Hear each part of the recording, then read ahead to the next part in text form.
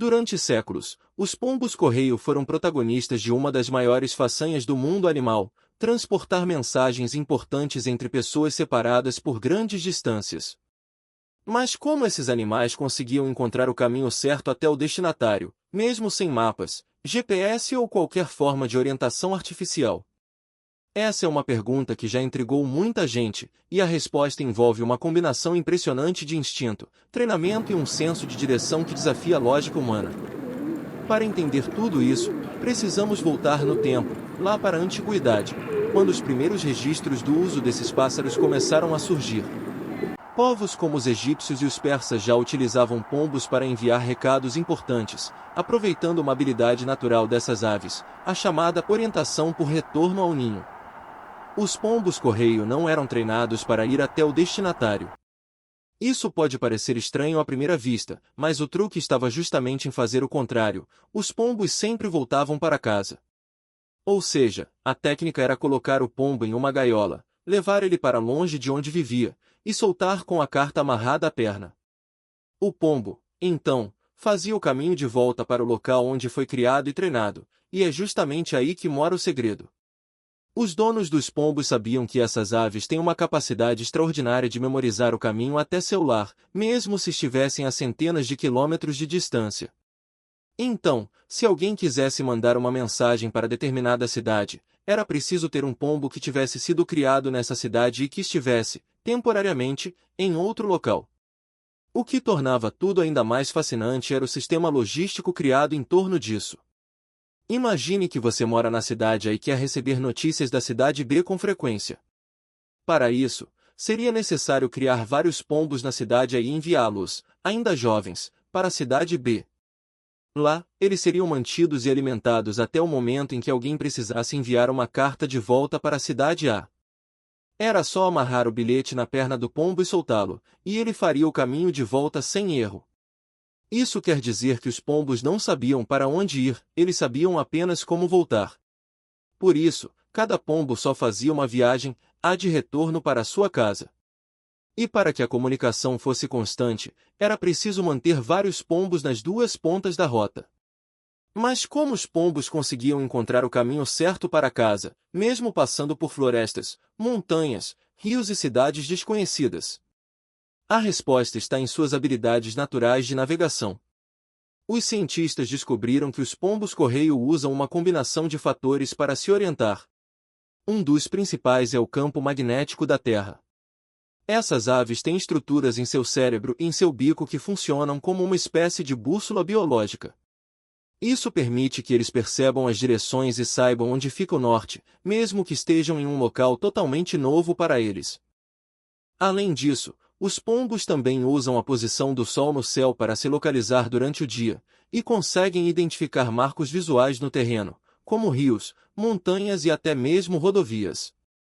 Outro fator impressionante é o olfato dos pombos. Pesquisas mostraram que essas aves conseguem mapear o ambiente a partir de cheiros específicos do ar. Isso quer dizer que, enquanto estão sendo levados para longe, os pombos memorizam os cheiros característicos de sua região de origem. E quando precisam voltar, eles comparam os odores do ar com os cheiros que conhecem, ajustando a rota conforme se aproximam de casa. Essa combinação de sentido magnético, visão aguçada e um olfato altamente desenvolvido torna o pombo-correio um verdadeiro navegador dos céus. É como se ele tivesse um GPS biológico dentro do corpo, capaz de guiá-lo com precisão impressionante. Com o passar dos séculos, o uso de pombos-correio se tornou tão importante que eles passaram a ser empregados em guerras, sistemas postais oficiais e até em operações secretas. Durante a Primeira e a Segunda Guerra Mundial, por exemplo, os exércitos usavam pombos para enviar mensagens confidenciais entre bases e soldados. Como os rádios eram facilmente interceptados ou inutilizados, os pombos ofereciam uma alternativa mais segura. Um dos pombos mais famosos da história foi Cherami, que salvou quase 200 soldados americanos ao levar uma mensagem crucial, mesmo após ser ferido em combate. Ele virou herói de guerra e até recebeu medalhas por bravura, um verdadeiro símbolo do quanto esses animais foram valiosos. Com o avanço da tecnologia, é claro que os pombos-correio foram sendo deixados de lado. O telégrafo, o telefone, a internet, Tudo isso tornou o transporte de mensagens muito mais rápido e eficiente. No entanto, ainda hoje, existem criadores de pombos que mantêm viva essa tradição.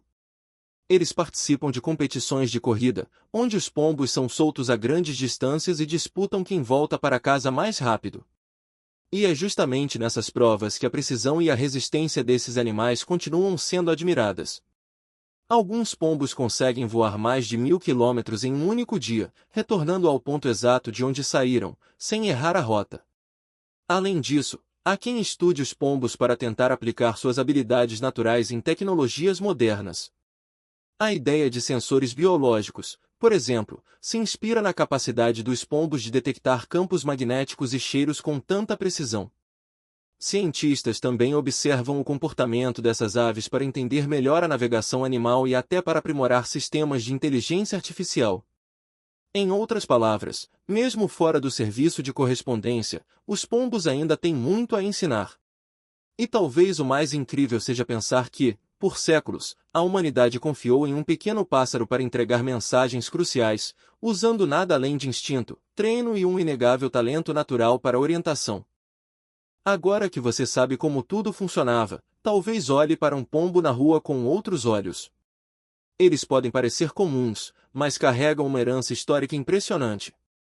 Afinal, foram protagonistas silenciosos de guerras, alianças e amores à distância, conectando pessoas em tempos em que isso parecia impossível.